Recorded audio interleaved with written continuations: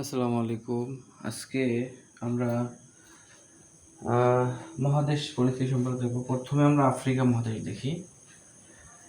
তো আফ্রিকা মহাদেশকে অন্ধকারাচ্ছন্ন মহাদেশ বলে। আফ্রিকা মহাদেশকে অন্ধকারাচ্ছন্ন মহাদেশ বলে।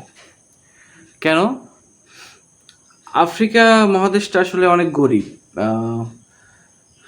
আফ্রিকার মানুষ পলিটিক্সের কারণে, যে পশ্চিমা সভ্যতা, যে ডাকাত দল আছে আর কি, পশ্চিমা ডাকাত, এর পলিটিক্সের কারণে আমেরিকা খুব গরিব, মানে কোন ঠাসা করে রাখছে।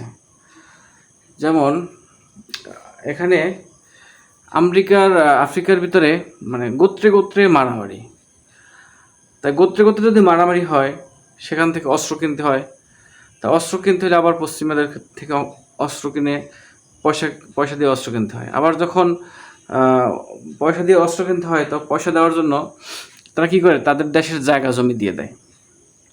যখন জায়গা জমি দেয়, মানে 100 বিঘা জায়গা দিয়ে দিল, তো সেখান থেকে পশ্চিমারা কী করে লাখ লাখ টাকা স্বর্ণ মুদ্রা কী করে নিয়ে যায়। তা এভাবে আফ্রিকারদের কোণঠাসা করে ওদেরকে খুব গরিব করে রাখা হয়েছে। মানে এত মারামারি, এত গরিব যে বাচ্চারা যখন লেখে, স্কুলে গিয়ে লেখে, তখন আমরা যে বেঞ্চিতে লেখি, বেঞ্চের উপরে লেখে না, ওরা শুধু তক্তার উপরে থুয়ে লেখে। আবার অনেকে শিক্ষকেরা বলে তোমরা মাটিতে লেখো, কাগজ নেই, কাগজ কেনার মতো পয়সা নেই। হ্যাঁ, ওরা দিনের পর দিন কি না খেয়ে থাকে। দিনের পর দিন না খেয়ে থাকে। এখন পাহাড়িরা মানে এত গরিব যে এরা যদি রাস্তা ঢালু থাকে, সেখান থেকে তারা গাড়ির স্টার্ট বন্ধ করে দেয়, কারণ ওইটুকু যেন তেল অপচয় না হয়। এইরকম গরিব। এবার এই বিশ্বের ভিতরে সব থেকে বেশি মালটা হয় মোজাম্বিকে। তো বেশি মালটা মোজাম্বিকে হওয়া সত্ত্বেও ওখানে কোনো হিমাগার নাই যে তারা বিভিন্ন দেশে সুন্দর করে প্রোটেকশন দেবে, বিভিন্ন দেশে সাপ্লাই দেবে ওই রকম মোজাম্বিকের ওইরকম অবস্থা নাই। আবার কেউ যদি একটা মালটা না বলে খায় কেউ, এর জন্য শাস্তি আছে। গাছের নিচে অসংখ্য মালটা পড়ে থাকে, অনেকগুলো মালটা পড়ে থাকে, কিন্তু কেউ যদি একটা ধরে, তাহলে তার 5 কেজি মালটা কিনতে হবে। আবার 5 কেজি মালটার দাম এই বাংলাদেশি টাকায় 2 টাকা। তাহলে বাংলাদেশি টাকায় 2 টাকা 5 কেজি মালটার দাম, তাহলে কতটা দাম চিন্তা করেন।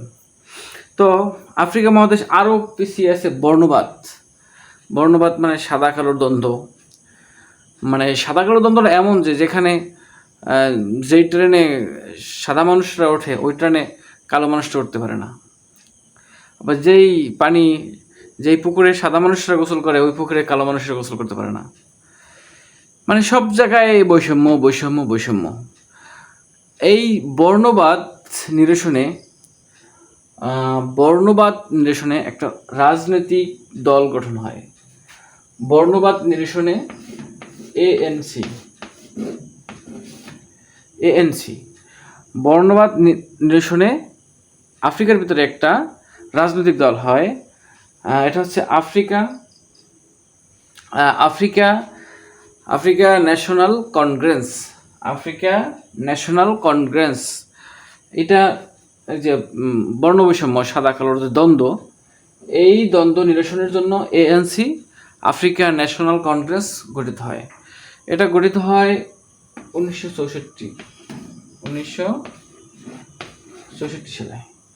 এটা 1964 সালে নিষিদ্ধ হয়।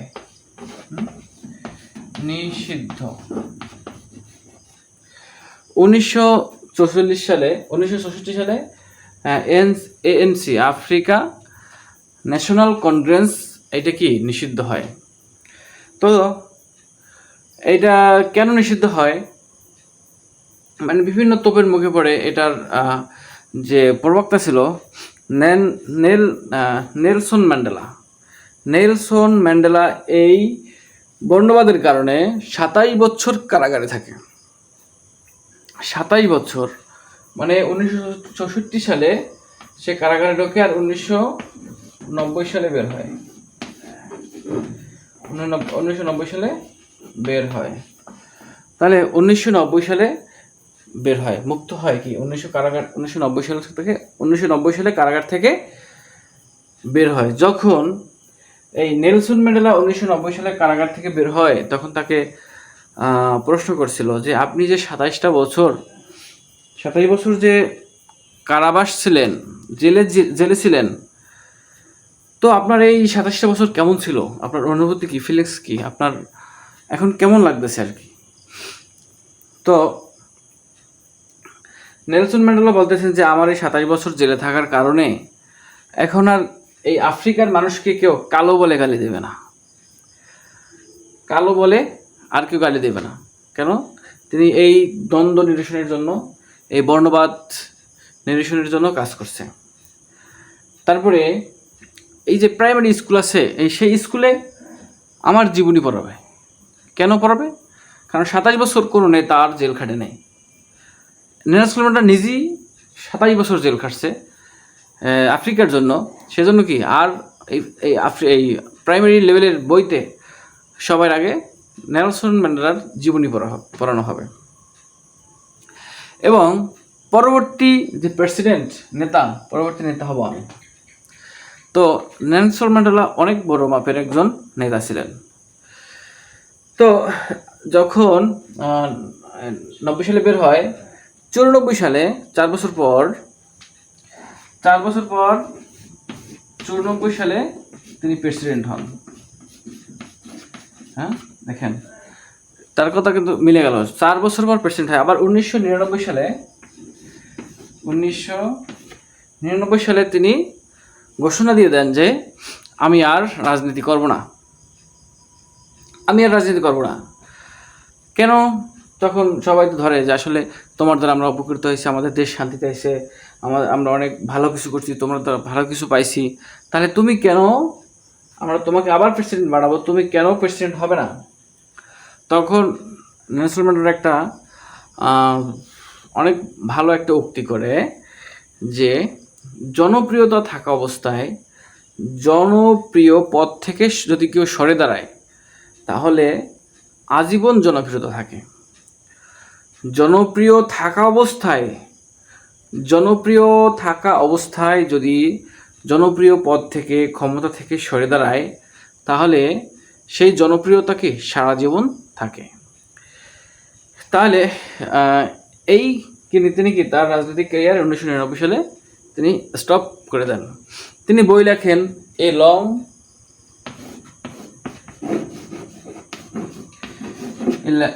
Walk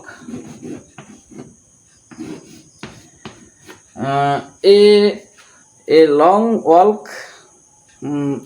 walk to freedom.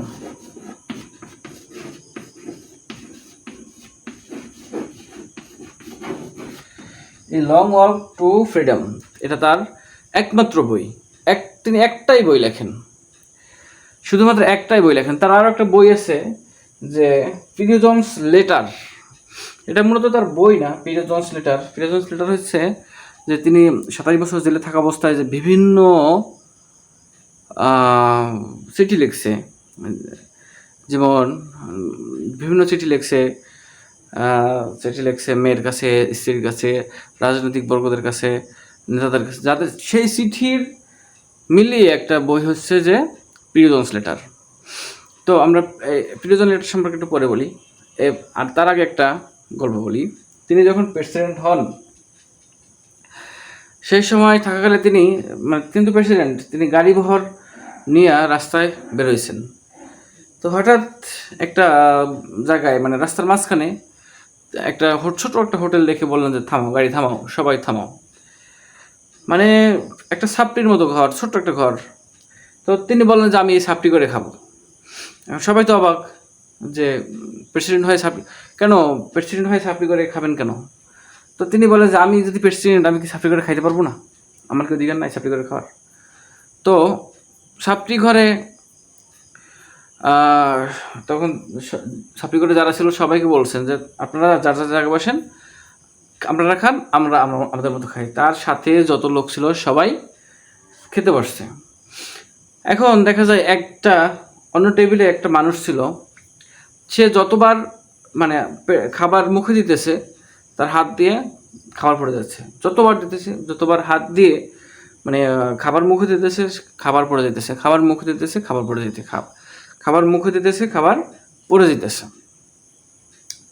তো তখন মানে তখন নেলসন ম্যান্ডেলা তাকে তার লোক দিয়ে তাকে ডাকানোর পরে তার সাথে যে অতিরিক্ত গাড়ি ছিল সেই গাড়ি দিয়ে তাকে বললেন যে যাও দেখে বাসায় পৌঁছে দিয়ে আসো, বাসায় পৌঁছায় দিয়ে আসো। কেন?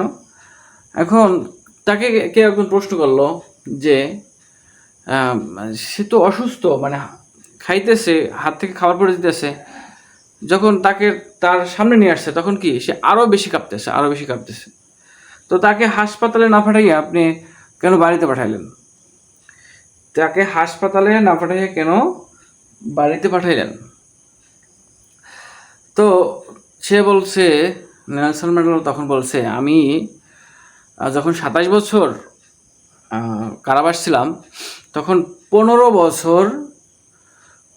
বছর সে কারারক্ষী হিসাবে আমার কারারক্ষী হিসাবে দায়িত্ব পালন করছে। কারারক্ষী ছিল সেই যে লোকটা হাতে কাঁপা মানুষটা, যে খাবার পড়ে যেত হাত দিয়া। তো তাহলে কারারক্ষী 15 বছর কারারক্ষী ছিল, তাহলে সে অপরাধ করছে কি? নেলসন ম্যান্ডেলা যখন রাত্রে খুব খারাপ লাগতো, যখন সে পানি চাইতো, সে পানি না দিয়া সে ইউরিন দিত, ইউরিন তার গায়ের উপরে নিক্ষেপ করতো। ইউরিন মানে মূত্র, প্রস্রাব, এগুলো গায়ের উপরে নিক্ষেপ করতো। এখন তার সাথে যারা লোক ছিল তা এটা আমাদেরকে আগে বলতেন, তাহলে দেখাই দিতাম যে কেমনে মারে, কেমনে আপনার ইউরিন মারে কেমনে। তো তখন নেলসন ম্যান্ডেলা উত্তর করছে যে আমি কিন্তু তারও প্রেসিডেন্ট, সে আমার গায়ে যখন মারছে তখন তো আমি প্রেসিডেন্ট ছিলাম না, কিন্তু আমি তো এখন তারও প্রেসিডেন্ট, সুতরাং তোমরা এটা করা যাবে না। এখন তার আরেকটা বই ছিল প্রিজনস লেটার। তো দেখা যায় যে প্রিজনস লেটারে তিনি তার সবাইকে চিঠি লিখতেন, তার মেয়েকেও চিঠি লিখতেন। তো তার মেয়ে, সে যখন জেলে যায় তার মেয়ে কেবল কোলে, হাঁটতে পারে না, কথা বলতে পারে না। তো তখন তাকে আইন বাহিনীর লোক নিয়ে যায়, তখন সে কেবল তার মেয়ের দিকে তাকাইছে, কারণ সাধারণত বাবারা মেয়েদেরকে ভালোবাসে, 90% বাবারাই মেয়েদের বেশি ভালোবাসে।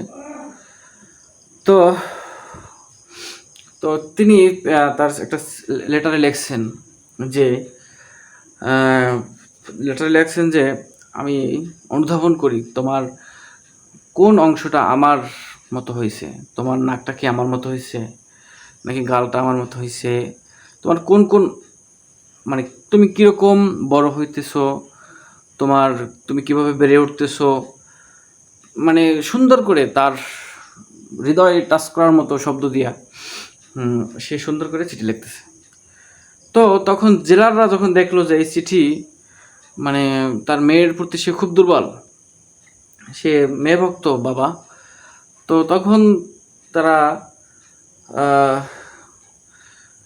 মানে যদি কেউ বাগে আনতে হয় তাহলে তার দুর্বলতার জায়গা দিয়ে তো বাগে আনতে হবে। তো তাকে বাগে আনার জন্য তার মেয়েকে বলল যে তুমি যে তোমার বাবাকে দিয়া মানে নেলসন ম্যান্ডেলাকে দিয়ে এটা সাইন করতে পারো, ডকুমেন্টে সাইন করে দিতে পারো, তাহলে তোমার বাবাকে মুক্তি দিয়ে দেবো। তো মেয়ে তো ছোটো, কত বছর আর, হ্যাঁ মানে প্রায় 88, মানে 19-20 বছর মধ্যে এই সময়। তো মেয়ে তো ধুম করে রাজি হয়ে গেছে, ঠিক আছে আমি পারবো। তো হঠাৎ মেয়েকে দেখে নেলসন ম্যান্ডেলা তো অবাক যে এই অনেক বছর পর মেরে দেখছে। তখন গল্প করার পরে মানে বাবার মহব্বত প্রকাশ করার পরে একসময় মেয়ে বলছে, বাবা তুমি যদি এই ডকুমেন্টটা সাইন করে দাও তাহলে ওরা বলছে তোমাকে ছেড়ে দেবে, তাহলে তোমার মুক্তি। তখন মানে নেলসন ম্যান্ডেলার নেতাদের একটা গুণ থাকে, হঠাৎ মানুষ কনভিন্স করে ফেলে। তো তখন তিনি বলছেন তার মেয়েকে চুক্তি মুক্ত হাওয়ায়, মুক্ত অবস্থায় হয়, বন্দি অবস্থায় নয়। চুক্তি হয় কি খোলা মাঠে, জনসম্মুখে, আটকাইয়ে তোর চুক্তি হয় না। তিনি এটা আস্তে ঠেলে ফাইলটা ফেলে দিছে, মানে তারাকে দিয়ে দিছে। তো মেয়েও হয়েছে বাবার মতো। মেয়ে তার ফাইলটা তার জেলার সাহেবকে দিয়ে বললো, জেলার সাহেব আপনার সাথে আবার দেখা হবে। মানে যেই মিশন বাবা কমপ্লিট করতে পারে নাই, সেই মিশন এখন মেয়ে হাতে নিয়েছে, মেয়ে কমপ্লিট করবে। তো এই গেল নেলসন ম্যান্ডেলা। তো আমরা দেখি যদি দক্ষিণ আফ্রিকা,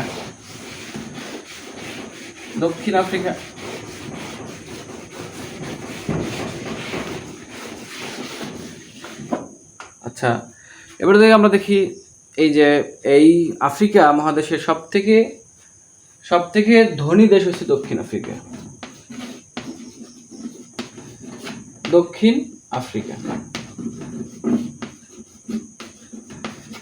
সবচেয়ে ধনী দেশ দক্ষিণ আফ্রিকা। তো দক্ষিণ আফ্রিকা হচ্ছে এর তিনটা রাজধানী তিনটা। এক নম্বর হচ্ছে ভিক্টোরিয়া হচ্ছে প্রশাসনিক রাজধানী। ব্লুমফন্টেন এটা বিচার বিভাগীয় রাজধানী। আর কেপটাউন এটা আইনসভার রাজধানী। আচ্ছা, এই যে বর্ণবাদ, এটা হচ্ছে 21শে মার্চ বর্ণ বৈষম্য দিবস। বিশ্ব বর্ণ বৈষম্য দিবস হচ্ছে 21শে মার্চ। বিশ্ব বর্ণ বৈষম্য দিবস 21শে মার্চ। তো বিশ্ব বর্ণ, আচ্ছা এবার আমরা জানি যে হর্নস অফ আফ্রিকা, মানে আমরা যারা সংক্ষেপে লিখি ইজিসই,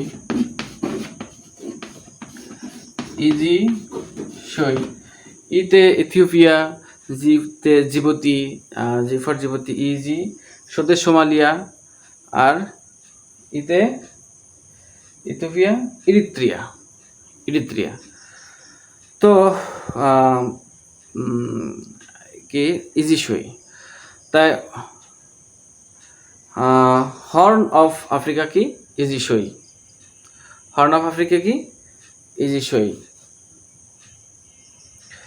তো উগান্ডা এই আফ্রিকার একটা দেশ। পার্ল অফ আফ্রিকার বলা হয় কোনটাকে? পার্ল অফ আফ্রিকা বলা হয় উগান্ডাকে।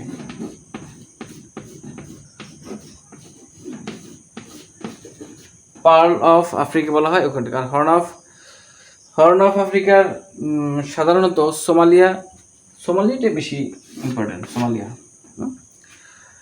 তাহলে পার্ল অফ আফ্রিকা বলা হয় উগান্ডাকে। সিটি অফ ফ্লাওয়ারিং ট্রেস বলা হয় হারারকে। সিটি অফ ফ্লাওয়ারিং ট্রেস, হারারকে বলা হয় কি সিটি অফ ফ্লাওয়ারিং ট্রেস বলা হয় হারারকে। হাজার পাহাড়ের দেশ বলে রুয়ান্ডাকে বলা হয় কি হাজার পাহাড়ের দেশ। রুয়ান্ডাকে বলা হয় হাজার পাহাড়ের দেশ। আচ্ছা, সুয়েজ খাল এই মিশরে অবস্থিত। আফ্রিকা মহাদেশের দেশ কিন্তু মিশর, সেই মিশরে অবস্থিত কি সুয়েজ খাল। তো একটা এই যে সোমালিয়ার একটা কথা বলি। সোমালিয়ার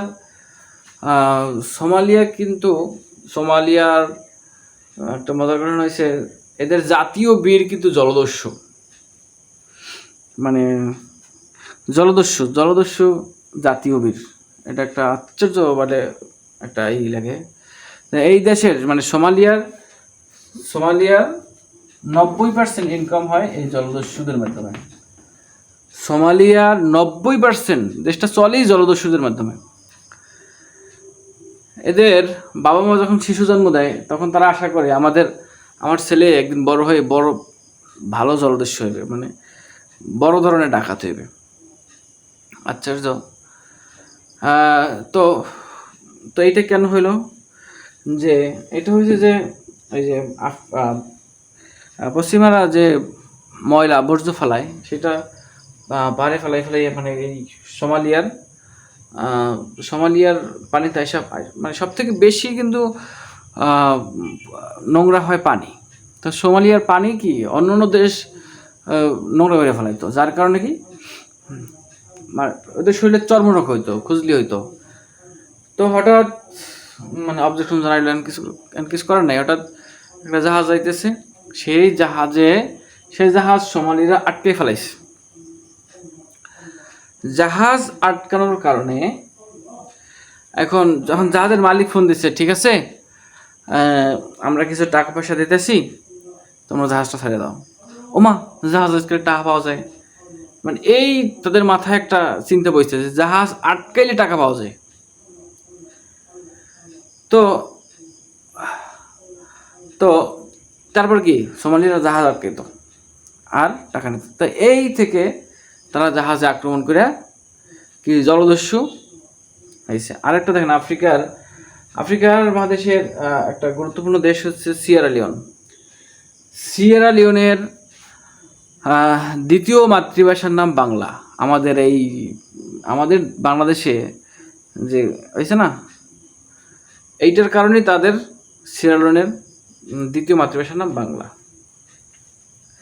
এবার আমরা একটু ওশেনিয়া মহাদেশ দেখি।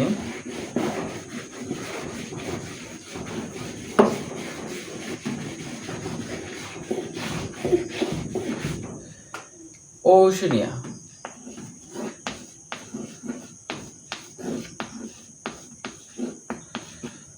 মহাদেশ আমরা জানি যে ওশেনিয়া মহাদেশ পলিনেশিয়া, মেলানেশিয়া, পলিনেশিয়ার দেশ 3টা, মেলানেশিয়ার দেশ 4টা, মাইক্রোনেশিয়ার দেশ 5টা, আবার ওশেনিয়ার দেশ মোট 14টা। বড় অস্ট্রেলিয়া, নিউজিল্যান্ডে প্রথম নারীরা ভোটাধিকার পায়। আর সব থেকে বড় দেশ কি অস্ট্রেলিয়া, আর সব থেকে ছোট দেশ নাউরু। কিন্তু দক্ষিণ মার্শাল দ্বীপপুঞ্জ আছে, এটার প্রতিরক্ষা নীতি ও অর্থনীতি সব কিছু নিয়ন্ত্রণ করে আমেরিকা। এই যে অস্ট্রেলিয়ায় বেশি পাওয়া যায় ক্যাঙ্গারু।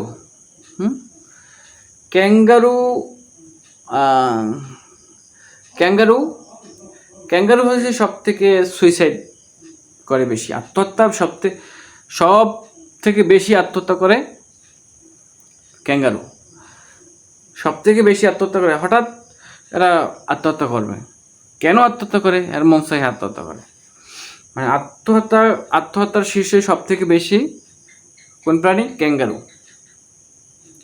আবার অস্ট্রেলিয়ায় গ্রীষ্মকাল দীর্ঘায়িত, মানে যত আমরা দক্ষিণে যাব অত কি গরম বেশি, আবার যত আমরা উত্তরে যাব তত কি শীত বেশি। এবার হচ্ছে আমরা যদি অ্যান্টার্কটিকা পড়ি, অ্যান্টার্কটিকা আসলে কি বলবো, অ্যান্টার্কটিকায় কোনো দেশ নেই, অ্যান্টার্কটিকায় কোনো গাছ নেই, অ্যান্টার্কটিকায় কোনো মানুষ বসবাস করে না। এবার উত্তর আমেরিকা পড়ি, আমেরিকা মহাদেশ।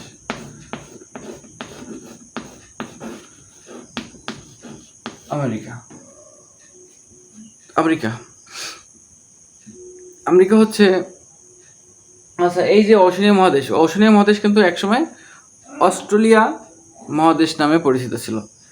কিন্তু এরা বলতেছে কি যে অস্ট্রেলিয়া যেহেতু একটা দেশ, তাহলে আমরা অস্ট্রেলিয়া দেশ, এটার মহাদেশ মানি না, এটার নাম দিচ্ছে ওশেনিয়া মহাদেশ। কিন্তু এই যে আমরা আমেরিকা, 2টা মহাদেশ, উত্তর আমেরিকা দক্ষিণ আমেরিকা একসাথে, এটা নিয়ে কারো কিছু নেই।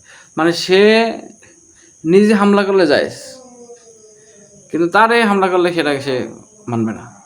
সে নিজে এত দাঙ্গামা করতেছে, রাষ্ট্রপতি তুলে নিয়ে যেতেছে, সব জায়গায় আঙ্গুল দিতেছে, কিন্তু হেতে কোনো দোষ নাই। হে আবার বড় বড় কথাও কয়, এরা সব কিছু নিয়ন্ত্রণ করবে, এরা সন্ত্রাস দমন করবে। নিজে যে সব থেকে বড় সন্ত্রাস, এটা কিন্তু কি এটা মানে না, হে আবার বড় বড় কথা কয়। আচ্ছা আমেরিকা স্বাধীন হয় 4 জুলাই 1776 সালে। সালে 4 জুলাই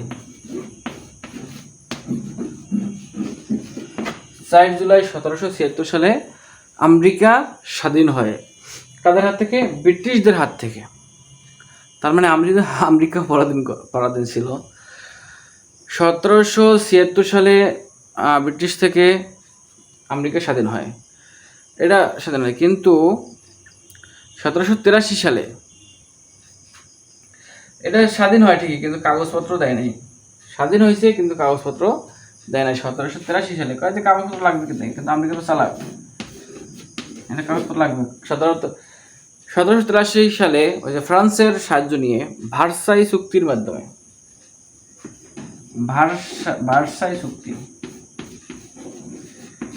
ভার্সাই চুক্তির মাধ্যমে, এটা কার সাহায্য নিয়ে? ফ্রান্সের সাহায্য নিয়ে কাগজপত্র লাভ করে এবং মানে আনুষ্ঠানিকভাবে স্বাধীনতা লাভ করে। তখন এই যে স্বাধীনতা লাভ করে ব্রিটিশদের কাছ থেকে, এর নায়ক ছিলেন জর্জ ওয়াশিংটন। একটা জায়গার নাম তো আছে, তার নাম অনুসারে প্রথম প্রেসিডেন্টকে, আমেরিকার প্রথম প্রেসিডেন্ট জর্জ ওয়াশিংটন।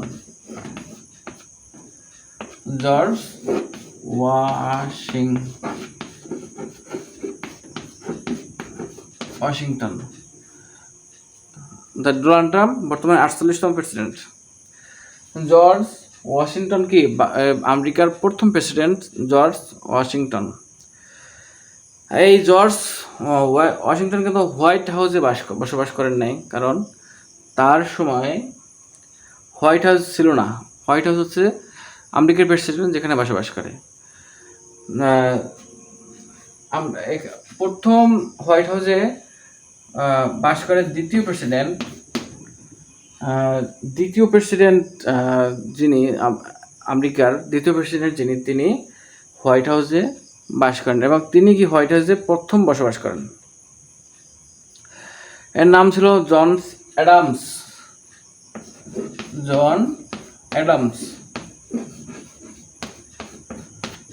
হোয়াইট হাউসে প্রথম বসবাস করে দ্বিতীয় প্রেসিডেন্ট জন অ্যাডামস।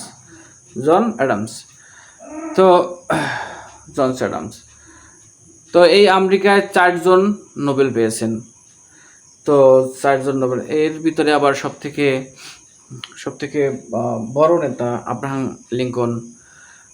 লিঙ্কন।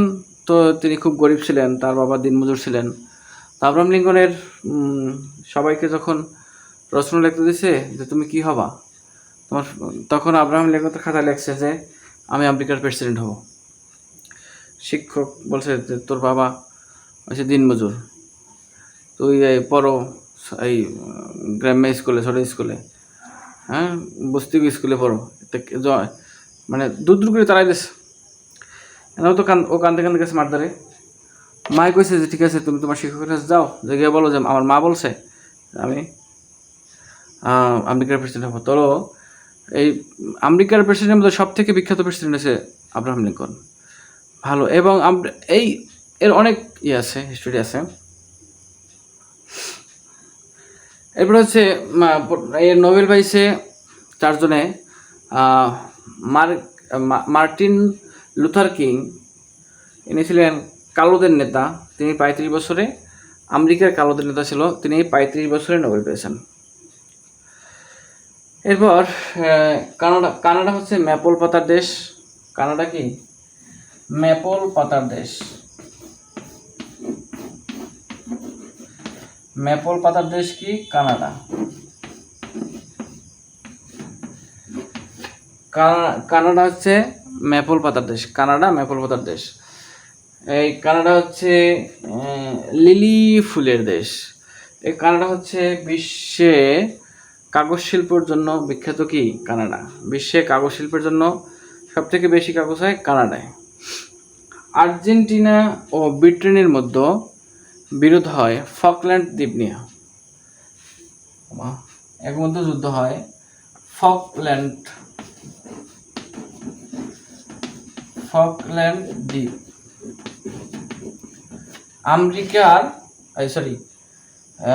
আর্জেন্টিনা আর ব্রিটেন। ফকল্যান্ড বাদ হয় কি যে আর্জেন্টিনা আর ব্রিটেন। আর্জেন্টিনা আর ব্রিটেনের মধ্যে ফকল্যান্ড দ্বীপ নিয়ে, এরা বর্তমানে কাদের অধীনে আছে? ব্রিটেনের অধীনে আছে। 1982 সালে যুদ্ধের পর এই দ্বীপ ব্রিটেনের অধীনেই আছে। ফকল্যান্ড দ্বীপ এখন কাদের অধীনে? ফকল্যান্ড দ্বীপ হয়েছে ব্রিটিশদের অধীনে 1982 সালে। আর্জেন্টিনা আর ব্রিটেনের যুদ্ধের পরে এই ফকল্যান্ড দ্বীপ এখন ব্রিটেনের অধীনে। আমরা জানি যে সব থেকে সরু দেশ চিলি।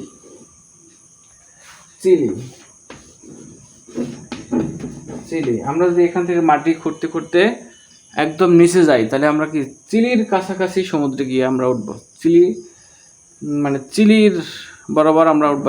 এখান থেকে আমরা যদি একদম বরাবর মাটি গর্ত করি, তাহলে আমরা চিলিতে গিয়ে ভেদ করব। আচ্ছা, এই ব্রাজিলের সাথে, ব্রাজিল তো অনেক বড় দেশ, এর সাথে চিলি আর ইকুয়েডর এর সাথে কোনো সীমান্ত নেই।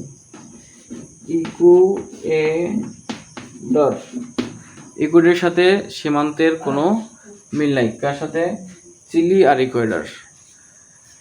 তো আজকে পেলাম চিলি সব থেকে সরু দেশ, আর ব্রাজিলের সাথে চিলি আর ইকুয়েডরের কোনো সীমান্ত নেই। আচ্ছা, এশিয়া মহাদেশ আর অন্যান্য মহাদেশগুলা একটু পরেই আসতেছে।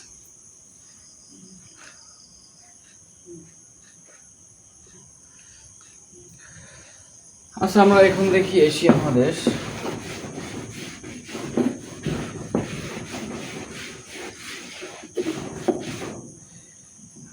এশিয়া,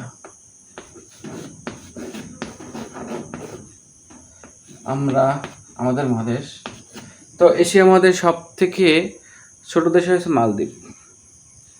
মালদ্বীপ। এশিয়া মহাদেশের সব বজ্রপাতের দেশ হচ্ছে ভুটান। আয়তনে বাংলাদেশের সমান দেশ হচ্ছে নেপাল। আয়তনের বাংলাদেশের সমান দেশ হচ্ছে নেপাল। এই নেপালকে কি হিমালয়ের কন্যা বলা হয়। এই নেপালকে যাযাবর জাতি নেপাল। আচ্ছা, এরপরে আছে মঙ্গোলিয়া কি একটা স্থল বিশিষ্ট দেশ। এই মঙ্গোলিয়াকে যাযাবর জাতিও বলা হয়। এদের অনেক আসছে, কিন্তু এরা যাযাবর তাঁবুর টানায় থাকতে খুব পছন্দ করে। এদের যাযাবর দেশে মঙ্গোলিয়ায় এরা ঘোড়ার দুধ দিয়া প্রথমত আপ্যায়ন করা হয়, ঘোড়ার দুধ দিয়া। তো কেমন একটা। এরপরে যে চীন, মঙ্গোলীয় নেতা, এই যে মঙ্গোলের নেতা ছিল চেঙ্গিস খান থেকে বাঁচার জন্য তারা গ্রেট ওয়াল নির্মাণ করে, যেটা 5800 কিলোমিটার, কথার কথা না, 5800 কিমি। তাহলে ঢাকা থেকে টেকনাফের দূরত্ব মাত্র 400 কিলোমিটার। তাহলে 5800 কিলোমিটার। তাহলে দেয়ালটা কত বড়। কেউ বলে চন্দ্রদেশ থেকে এটা দেশ নাকি দেখা যায়। তাই চীনের রাজধানী হচ্ছে বেইজিং। চীনের দুঃখ হচ্ছে হোয়াইংহো, কারণ হোয়াইংহোতে জোয়ার ভাটা হয় না। তো আমরা এখন বললাম যে চীনের দুঃখ হচ্ছে হোয়াংহো, কারণ কি এই চীনের হোয়াংহো নদীতে জোয়ার ভাটা হয় না। এবং এই এশিয়ার ভিতরে সব থেকে বড় নদী হচ্ছে ইয়াংসিকিয়াং, যেটা চীনে অবস্থিত। এক দেশে দুই নীতির দেশ চীন। তবে নিষিদ্ধ দেশ হচ্ছে তিব্বত, যেটা আমরা জানি যে তিব্বত বালাসা। নিষিদ্ধ দেশ তিব্বত বালাসা। তিব্বত বালাসা নিষিদ্ধ দেশ, কারণ এই তিব্বত দেশের মানুষ, এর প্রেসিডেন্ট, রাজা, সর্বোচ্চ নেতা দেশ এই তিব্বত দেশের মানুষকে বাইরে যেতে দিত না, আবার বাইরের দেশের মানুষকে কি করতো না, বাইরের দেশের মানুষকে আসতেও দিত না তিব্বত দেশে। আবার থাইল্যান্ড হচ্ছে সাদা হাতির দেশ। সাদা হাতির দেশ থাইল্যান্ড। মুক্ত ভূমির দেশ শ্যাম দেশ। মুক্ত ভূমির দেশ শ্যাম দেশ। মুক্ত ভূমির দেশ শ্যাম দেশ। আচ্ছা, এবার আমরা যদি একটু ইউরোপে দেখি, ইউরোপ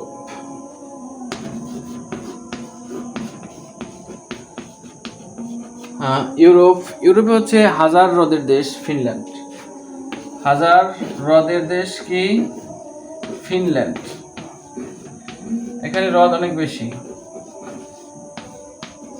ফিনল্যান্ডে হ্রদ অনেক বেশি। এখানে 55,000 হ্রদ আছে। 55,000 হ্রদ আছে। আর এই যে ইউরোপের যে গ্রিনল্যান্ড, মানে এটা হচ্ছে গ্রিনল্যান্ডটা বর্তমান মালিক ডেনমার্ক।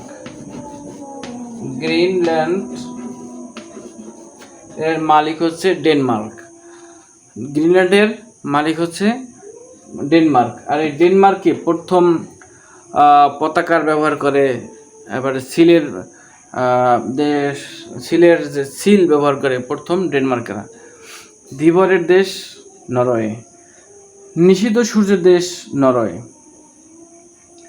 ধীবরের দেশ আর নিষিদ্ধ সূর্যের দেশ, কারণ এখানে গ্রীষ্মকালে কয়েকদিন ধরে সূর্য ডোবে না। আর উদিত সূর্যের দেশ জাপান। আবার জাপানে কি প্রাচ্যের দেশ, ভূমিকম্পের দেশ, এটা আবার এশিয়ায়।